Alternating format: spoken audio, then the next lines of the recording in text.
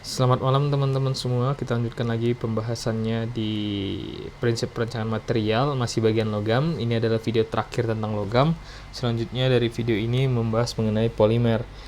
Jadi kalau misalnya teman-teman lihat di sini, atau di video sebelumnya, pakan slide terakhir tentang ini ya.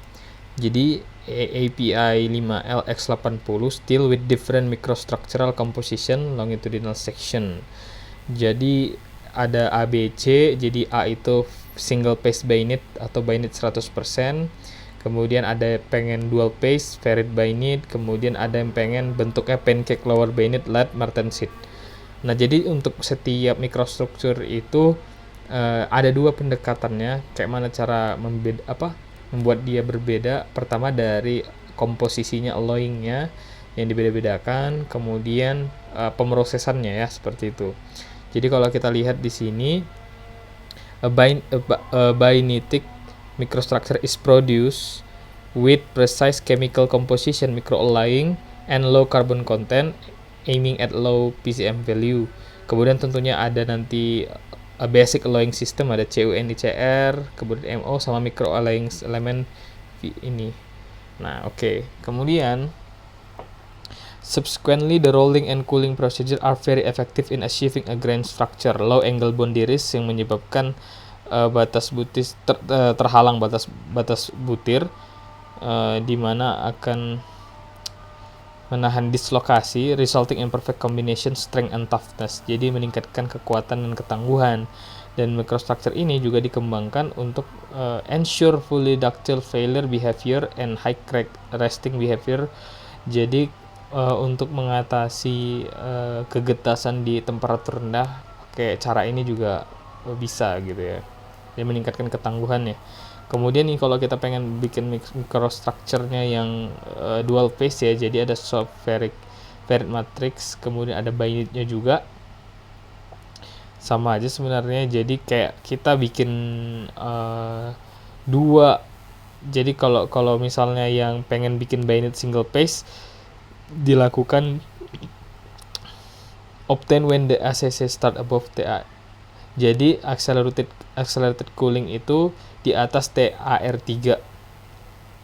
Itu kalau misalnya si bayonet single phase ya. Kalau teman-teman lihat TAR3 itu sebenarnya di sini, ini A3 ya.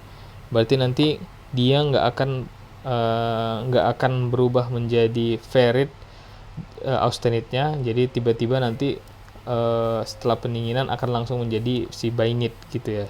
Jadi austenite ke bayonet, maka dapat dia 100% fasanya bayonet.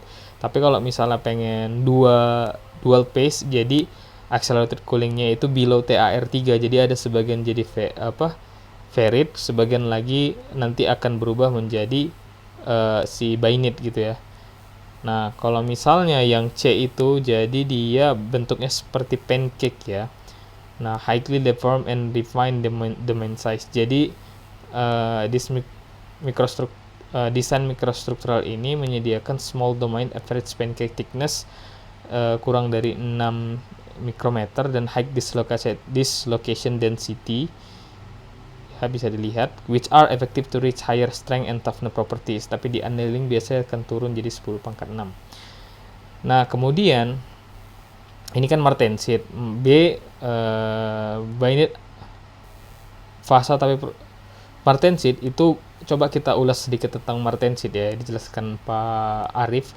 Jadi martensit itu bukan fasa tapi proses transformasi fasa, di mana sebenarnya martensit itu adalah ferrite yang super saturated karbon. Jadi ya ferrite aja tapi dia memang super saturated dia karbonnya, atau nanti sebutannya itu adalah interstitial super saturated solid solution strengthening atau ISSSS. Ya gitu ya. Nah, kemudian lower bayonet has predominant volume fraction in order to avoid detrimental effect on the charpy toughness. Additionally, is offer higher upper shelf toughness due to the precipitation of carbon out of solid solution into finely dispersed carbides, atau di ini secondary strengthening. Kemudian the carbon retained in interstitial sites of flat martensit is responsible to promote high solid solution strengthening. Oke lah. Jadi intinya kita pengen menguatkan aja gitu. Jadi dia proses TMCP. Jadi ada mulai dari casting, reheating, multipass rolling, flattening by hot leveler, kemudian ada microstructural controlling by online cooling, kemudian jadi heavy plate. Ya, kalau misalnya kita reheating kemudian di rolling itu sebenarnya sangat bagus ya ketika kita ingin mengatur dari mikrostruktur yang diinginkan, fine microstructure, ya bagus gitu ya.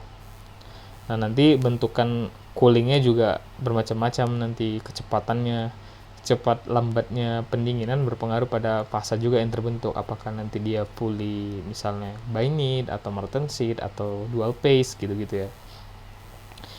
Ini dia TMCP HOP. Jadi HOP itu apa ya, lupa dah, online heat treatment process. Oke.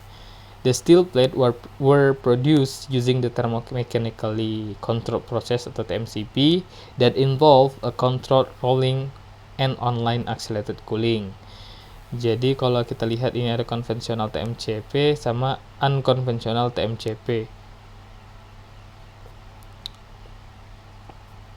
Oke.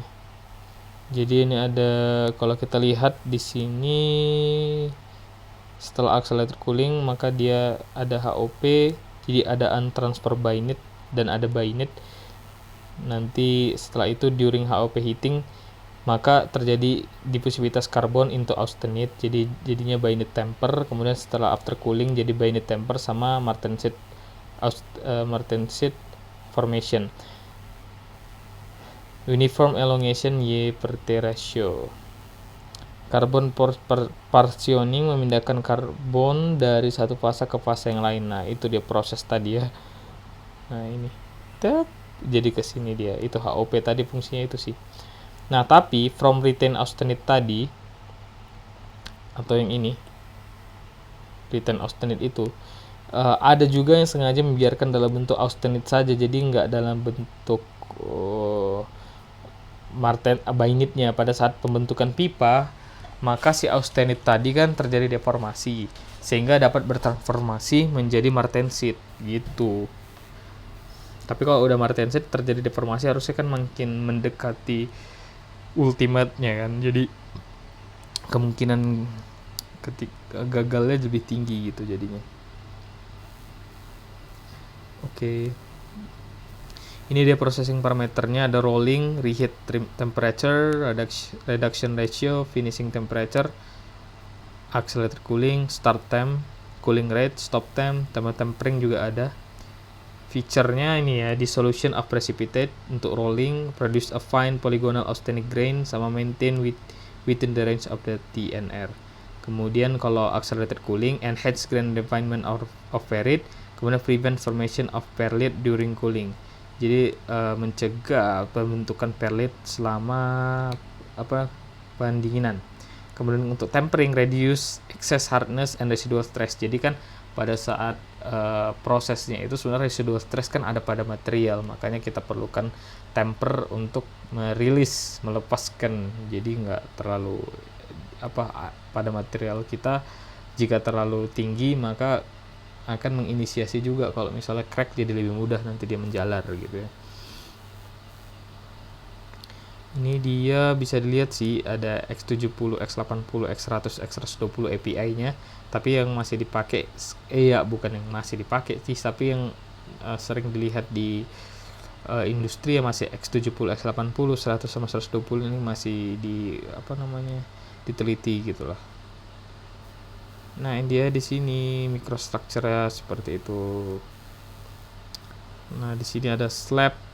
Jadi slab prosesnya itu steel making, secondary metallurgy, continuous casting.